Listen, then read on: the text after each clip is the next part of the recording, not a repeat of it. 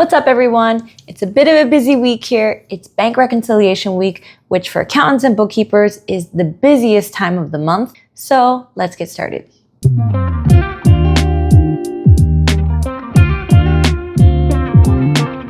So the beginning of the month is always the busiest month for accountants because we have to close out the previous month. Now, if you're a small business owner, you need to do this too.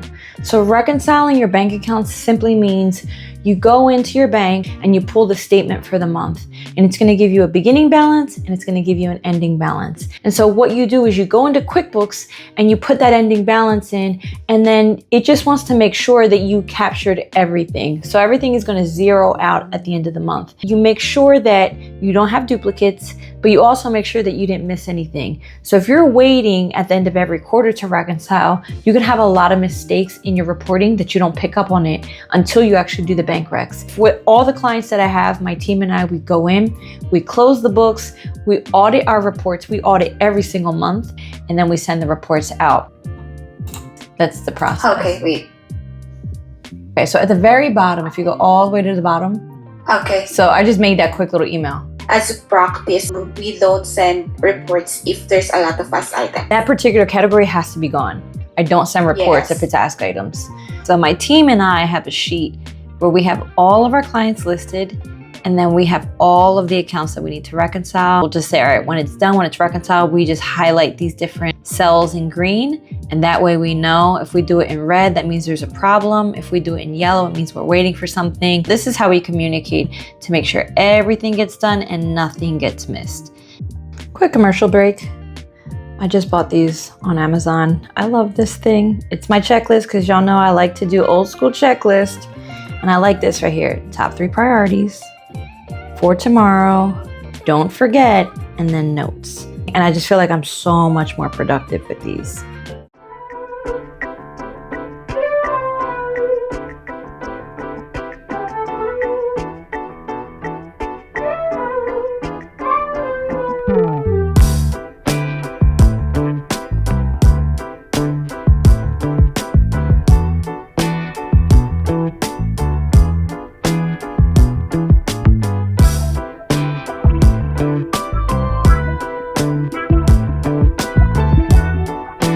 I wanted to show you my little timer thing here. This helps me stay productive.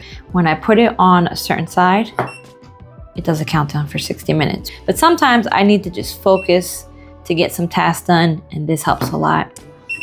Look, it's going off. So I'm gonna reset it, rotate it on its side, another 30 minutes.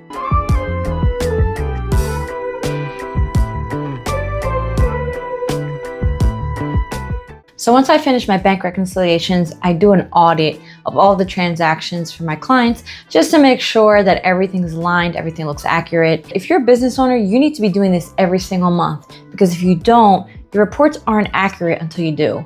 Because when I do a bank rec, I make sure I get rid of any duplicates, because that can happen. Or if I missed anything, I can make sure that I add it in. So I send over the reports after I do the audit. And the 2 reports that you should always look at as a business owner are your P&L, also known as your profit and loss or income statement, and your balance sheet. And so I send those over, I give them a little bit of insight, and I let them know that if they have any questions, they can reach out to me to do a meeting.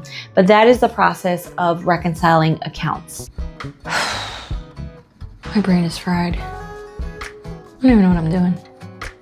I wish I could say that this was the end of my day, but it's not. And it's not the end of the reconciliations. This could last a few days, but I'm actually gonna head out right now to the gym so I can burn off some of this energy, burn off some of this stress from the bank recs, and then I'm gonna come back for a little bit and then keep working. If you have any issues with any of your bank reconciliations, I do one-on-one consultations, we do screen share, and I walk you through it step by step. Or if you prefer, I actually do have a QuickBooks Online course where I walk you through how to manage all of this from beginning to end. And I have a section completely dedicated to bank reconciliations. There's so many different scenarios that people go through with bank recs. I'll put both of those linked below in my description. I hope that you found this helpful, and I hope that you learned a little bit about what bank reconciliation week looks like. It's a lot of work, but we need to get it done. So make sure you subscribe to my YouTube channel, and until next time, y'all, ciao.